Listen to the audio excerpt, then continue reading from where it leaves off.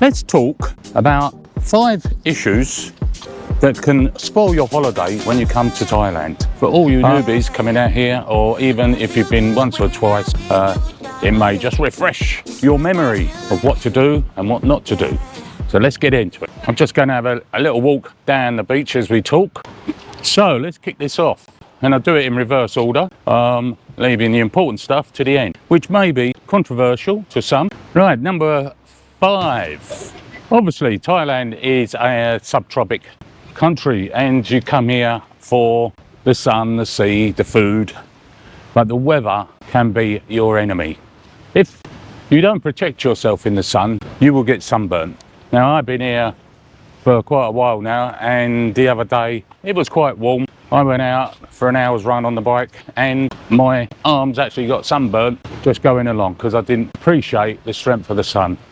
So beware when you come here that the sun is very, very strong, depending on the day really, and the atmospheric conditions. But use sun cream and you won't end up wasting your time sitting in your hotel room because you're sunburnt and you feel sick and you've got heat stroke. Yeah, so number 2, drinking. Everyone likes to drink, we all have a drink, and in Thailand it's readily available at every other shop or bar. So people tend to sit there, start drinking very early in the day. But one of the things you need to be very, very careful of is the amount of drink you drink and the conditions you get to, because that's some people get very subdued when they drink and they sit down and just enjoy the ambience of the bar or whoever's there, and some people get a little bit leery. And believe me, in Thailand, if you get leery, there is only one outcome for you, and there's probably end up in a very bad situation. Every bar, if you've been here before, has a guard or guards on the door, typically young Thai. And bearing in mind the national sport in Thailand is Muay Thai, kickboxing. If you do enter into an argument with these guys, you will not win. Believe me, you will not win. You need to be very, very careful any confrontation. The reason I'm saying this is because they will not confront you one-to-one. If there's a confrontation outside a bar, every bar doorman within a radius of a mile will be watching his back, and if something kicks off, everyone will be on your case and you've got a problem. So if you're drinking heavily and you don't handle your beer too well and you end up in a confrontation, you will come second best. And I'm saying that, I've seen it. I don't care how big you are, how strong you are, these guys don't take prisoners. So be very, very, very careful. Number 3, which is quite a big one and a serious one, so is that when you come to Thailand and you want to get around, the easiest way of getting from A to B and enjoying the countryside, the views, is renting a motorbike. Now, you need to be very, very careful. Renting a motorbike here is very, very easy, and it doesn't cost you very much money. It's very inexpensive. But what you've got to watch for is the driving and the standard of driving in Thailand. You definitely will need a helmet, which is supplied with your bike. The rules and regulations of the road here do not exist, and you, if you're unexperienced or new to riding a motorbike in Thailand, there's a very high chance that you're not going to survive the day or week. All the rules of the road go out the window. You will find people coming towards you on the wrong side of the road. There will be people just turning in front of you without any indicators. They will indicate turn left and turn right. It's a nightmare. I've been driving in Thailand for some time, and I'm very, very cautious on the road, and you have to have your wits about you. You definitely need a helmet. You'll see all the locals riding around with no helmets. Don't be like them. Put your helmet on. It may be warm, but it could save your life. And at the moment in Thailand, there's a big purge on stopping all the phalangs or the foreigners to look at their documentation of what they're driving on. You will need an international driver's permit, so make sure you get one of them before you leave your home country to be on the safe side. If you haven't got your permit, you will get fined. They will fine you for not having your permit, and they will fine you for not having your crash helmet on. So make sure both of these points are abided by to save yourself the money and going down to the police station to pick your bike up, and then the fines will come at extra costs to you. So be very careful, be warned. The next one is drugs, marijuana. Marijuana recently in 2022, I believe, was decriminalised, and it went to category 5 in Thailand. But it's very open to interpretation at the moment. You can buy, blow, smoke, puff, whatever you want to call it. There are numerous shops up and down every road selling marijuana, buds, whatever. I don't participate, so it doesn't bother me, but there is numerous shops and there's a lot of money being made through the sale of this stuff. Now, if you look on the Thai law, it's for medicinal purposes only, and you can't smoke it in public. Now, if you do smoke it in public, it's still subject to a heavy fine, and you will be taken down to the local police station to hand over your hard-earned cash. So be very, very careful. Smoking is not permitted in public places. It's to be smoked in the comfort of your own home, and it can't be annoyance to anyone. So even if you do smoke in your hotel or at home, wherever you are, condo, and it causes a problem to your neighbours and they report you, there is legal consequences to be had there. So be very, very careful.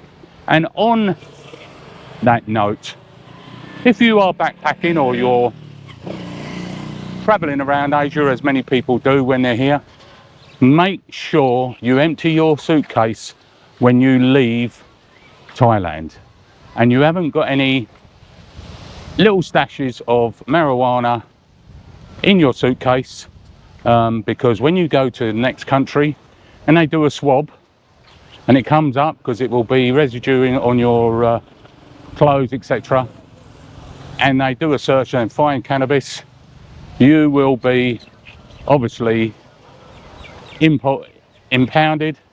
You'll be taken to the police station, questioned, and it will delay your flight, connection, whatever you're doing. It is very serious. On Cambodia, Laos, all our neighbouring countries, it's still illegal, and if you get caught with a small amount going into these countries, they're going to make it hard for you to continue a journey without a little bit of a hassle. And even like most things in this country or these countries over in Asia, is that you're going to pay for it. So make sure you empty your bag, double check it before you leave the country so that you're on the right side of the law. And lastly, the most controversial and the most spoken about topic in Thailand are bar ladies. Bar ladies. You can go to certain areas in Thailand, in Pattaya, and there are streets and streets of bars, and in every bar there's 20 girls waiting to take your hard-earned cash. Now, these bar girls are very, very clever. After all, they're not there to get drunk, they're there to take your money, or they're all experts at obtaining information from you when you walk in the bar. You will walk in a bar and ask for a drink, and depending on what you ask for will gauge or start a chain reaction of their line of questioning, which will endeavour or will result in them seeing if you're a worthy customer or not. It was quite aptly put recently in a vlog that the sexual predators, i.e. the men that go up and down these soys and go in the bars, are not actually the predator. They are the prey, and that is very well put. The girls will, you'll go in there, the girls will say, hello, what do you want to drink? And if you say a beer, fine, that's tick in the box. If you say a soda water, that's not a tick in the box. They will say, how long you been here? Or how long you staying for? Depending on your answer, if you say, I've only just come, I'll get here for 3 weeks, you have just set yourself up to be their bestest friend for the rest of the day. You're new, you've got plenty of money in your pocket, and they're going to have some. After all, all they want from you is money. They see you as a wallet on legs, and as much as they can get out of you, they will do. They will ask you, where do you live? And if you say wherever you come from, America, UK, there's various countries that they recognise of quite affluent tourists, and that also gives them an opportunity to gauge how aggressively they're going to get into you. You notice that they haven't by this time asked you your name. They're not interested in your name. They're only interested in one thing, which is money. So be very, very careful. They will ask you for a drink, probably on the second time you order. Now, bearing in mind, that drink will be a lady drink, and you will be paying twice as much for that lady drink, which is a small drink, often watered down, and they will sit with you all afternoon drinking ladies' drinks, and your bill will be getting larger and larger and larger. So if you've got a bar and it's costing you 60 baht for a beer, and you buy a lady drink for your newfound friend, that lady drink will probably be 150. So it doesn't take a lot of working out that when you get your bill, if she's had four drinks, you've got 600 baht on top of your bill already. So be very, very careful. If you do engage in these girls and you want to take them home, take them out, wine and dine them, it's entirely up to you. But always remember, it is a business commitment here. They're not there to fall in love. They don't want to fall in love. They just want to get as much money out of you as possible, and once the transactions have been completed, that's the end of it. If you do go back and see them time and time again, well, be very, very careful on your intentions, and try to find out the intentions of your newfound love. Yeah, so depending on how long you are here, and if you want a Thai girlfriend, look outside and through the rose-coloured glasses of the bars with their neon signs, their music blaring, because it can be a very expensive mistake for you to make. As I say, as I've been here for some time now, and and I've been observing various people, just people watching in the bars, etc. Many tourists come here and they actually like complaining. Now, many of the tourists are Westerners, and they will complain at every opportunity. Bearing in mind they are in a tropical country where everyone fends for themselves. There is no social benefits.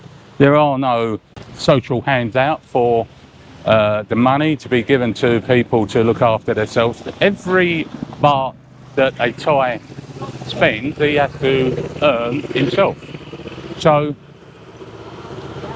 it's very common for, and I've seen it, that people come from the Western countries where the more they've got, the richer they are, the more they complain. I don't know why it is, but they expect everything to be as perfect as possible because they got a few pounds, few dollars in their pockets. And this upsets the locals. It is their way of life. You've come to their country, you have to accept their rules, regulations, and what they provide.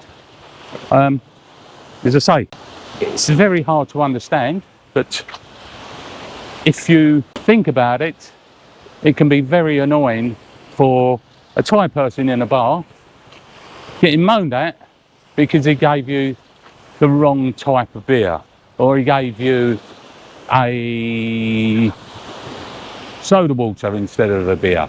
These things are very minor in comparison to what these people have to endure on a daily basis.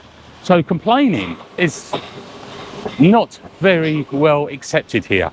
So be very, very, very careful on that one.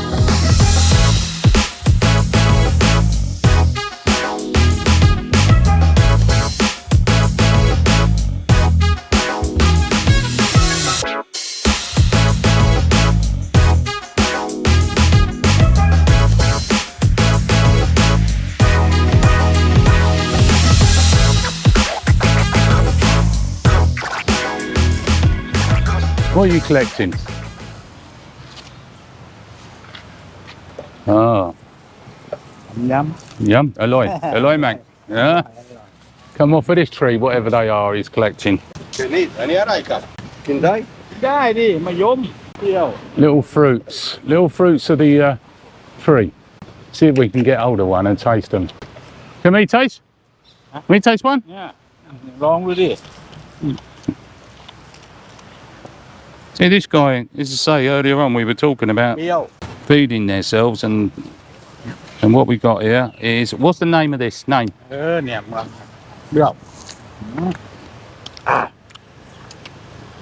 Sour.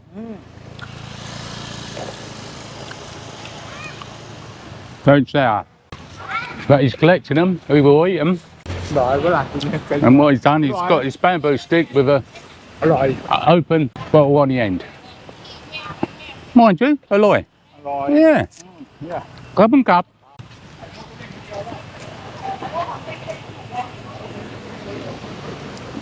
Well, I don't think you'd be eating too many of them. They are very tart. Tart or sour.